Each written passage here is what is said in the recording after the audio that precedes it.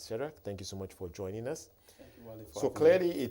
it does sound like a story around tax and how that was handled last year compared to the previous year, because clearly we are seeing some pressure on the revenue side and indeed in the operating profit side. But can you just talk us through, first of all, maybe explaining the tax story to see whether or not this is something that we'll see as a trend over the next few years? Thank you very much.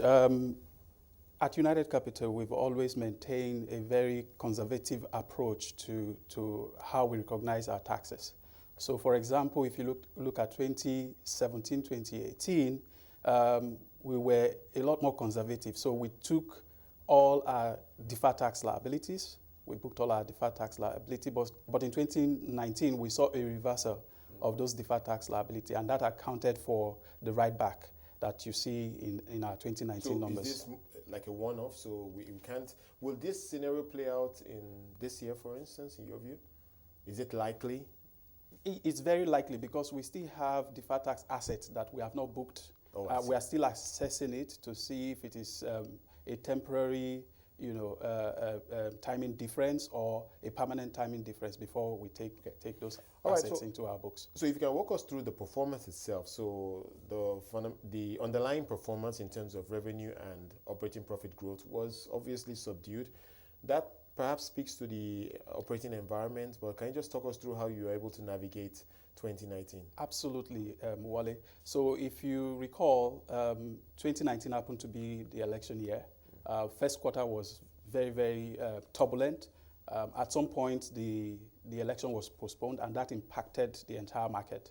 And we saw that in our numbers. So we were down at about 34% at the beginning of the year. But we took note of the challenge that brought to the business, and we re-strategized. So our focus was to grow our retail base, and that we were able to do.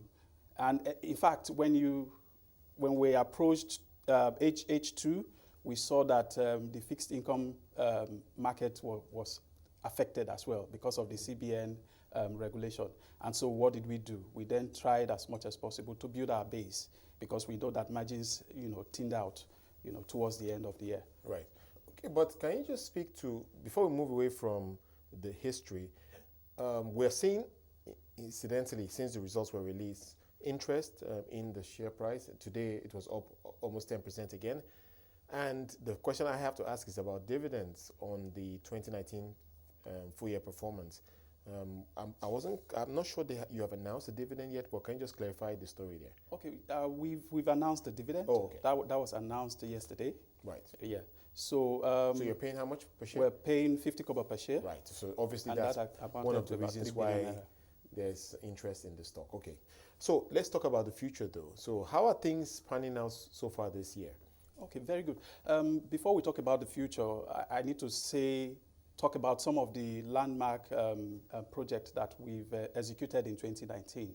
So 2019, for example, we've registered a trustees business in Ghana, and that is to speak to our Pan-African strategy. Right. And also in 2019, we got a license, a consumer lending license from the Lagos State government.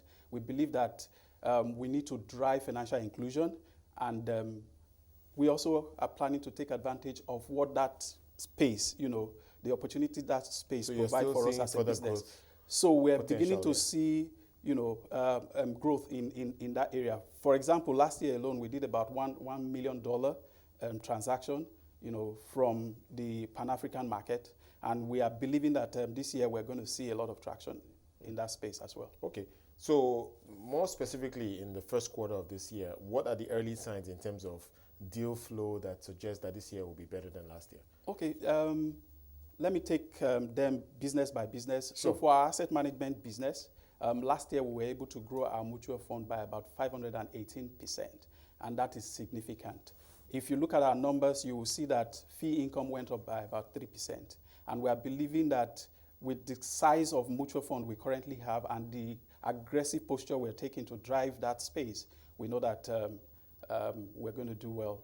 And on the public sector side, very quickly? Yes, on the public sector side, we just closed out the Lagos State government bond, and we are on a couple of other bonds as well, state bonds. So we believe that we have a lot to do in that space as well. So overall, you would say you're cautiously optimistic about this year or very optimistic? How will you describe how you're seeing things evolve compared to last year? I would say compared to last year, we are very optimistic that right, this year will be a lot more better than last year. Okay, we look forward to discussing the performance moving forward. Thank you so much for joining us today. Thank you for having me. Shedrack Onakpoma, Group Chief Financial Officer at United Capital.